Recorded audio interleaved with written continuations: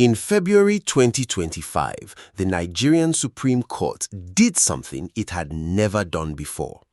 It ordered the Central Bank of Nigeria to stop releasing money to an entire state, not because of terrorism, not because of corruption, because of a dispute over which lawmakers were allowed to sit inside a chamber. Rivers State, Nigeria's oil heartland, generating more federal revenue per square kilometer than almost any other territory on the continent, was financially strangled by a court order triggered by a political war between a governor and the man who made him. While Nigerians were watching a fight between two politicians, nobody was asking the real question. Who was protecting the 8 million ordinary people caught in between? Stay with me, because this story does not end where you think it does. Before we continue, if you're new here, Niger Grief exists to give Nigerians the political analysis that mainstream media won't. Whether you're in Abuja, Lagos, Kano, Port Harcourt, or London, this channel is for you. Hit subscribe and stay with me. This gets deeper. To understand what the Supreme Court did, you have to understand what came before it. In May 2023, Amaewhule was sworn in as governor of Rivers State. He was a mild-mannered accountant. He had no political base of his own. He was chosen, funded, installed, and handed the office by Wike, the man who had governed Rivers for 8 years and was now departing to become President Tinubu's Minister of the FCT. The assumption was simple. Fubara would govern, Wike would retain control. Fubara had a different idea.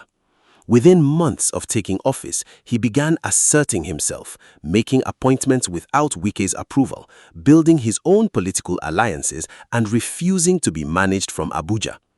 Wike's response was swift and surgical.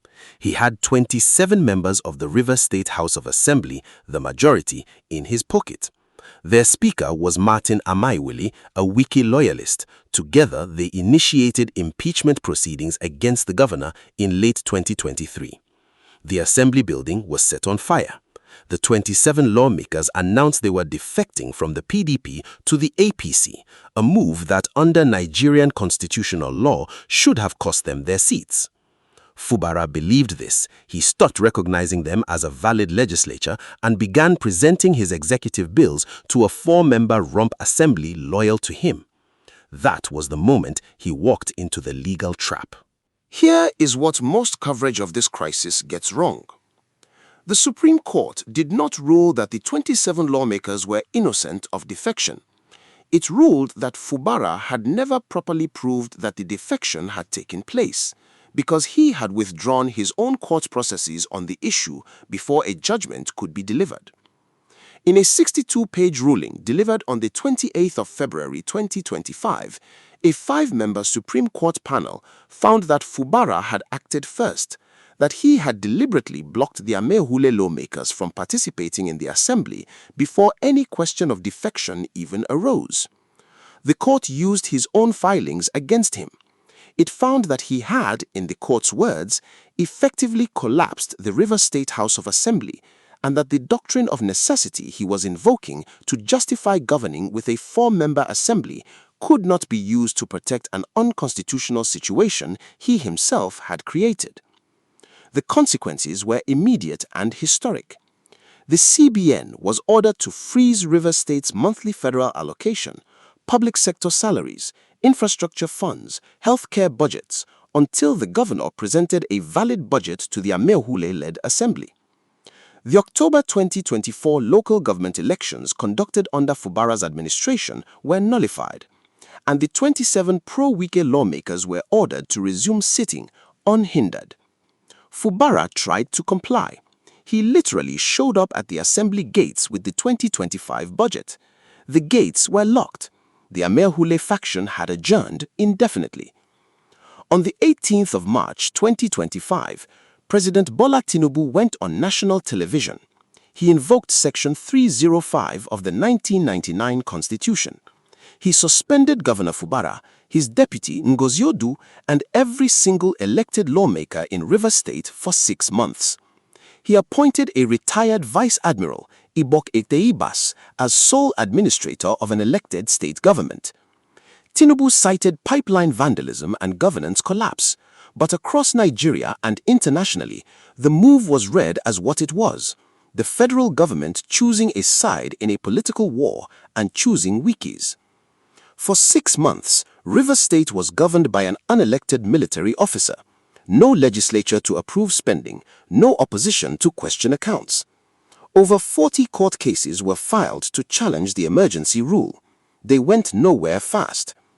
When the emergency ended in September 2025, Fubara returned to his seat, politically weakened, diplomatically isolated, and dependent on the goodwill of the same people who had suspended him. In December 2025, he defected from the PDP to the APC.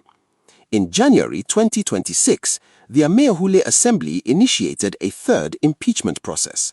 And in May 2026, Fubara withdrew from the APC governorship primary for 2027 entirely.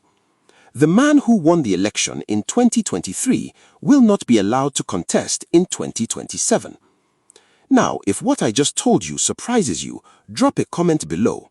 I want to know your reaction before we get to the part that changes everything. Let us be precise about who won this war. Nyesom Wike won. Without winning a single election in Rivers State since 2023, he now controls the State Assembly, the ACP party structure in the state, and effectively the process that will determine who becomes governor in 2027. In May 2026, he publicly confirmed that Fubara's withdrawal was consistent with peace agreements, meaning Wike had extracted a commitment that Fubara would not seek re-election as part of ending the crisis. He got what he came for. The Tinubu administration also won structurally. Rivers State, historically PDP, historically oil-rich, historically resistant to Abuja's political gravity, is now fully within the ruling party's orbit. No election was needed to achieve that. And who lost? Fubara lost a second term he was elected in part to seek. The Rivers PDP lost its most consequential state to the opposition. And the 8 million ordinary people of Rivers State lost something quieter and harder to quantify. Months of governance. A budget that could not be passed. Civil servants paid late or not at all. LGA services suspended. A sole administrator who ran a state for 6 months with no legislative oversight and whose financial accounts have still not been fully audited. A nurse in Degema, a teacher in Ogba, a market woman in Rumola. They did not cause this crisis, but they lived inside it. The Rivers State crisis is not a Rivers story.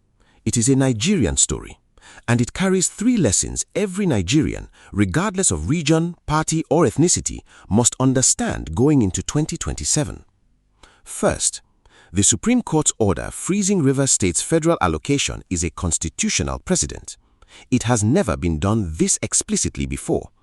It means the federal government now has a demonstrated tool, backed by the apex court, to financially pressure any state governor who defects from a court order.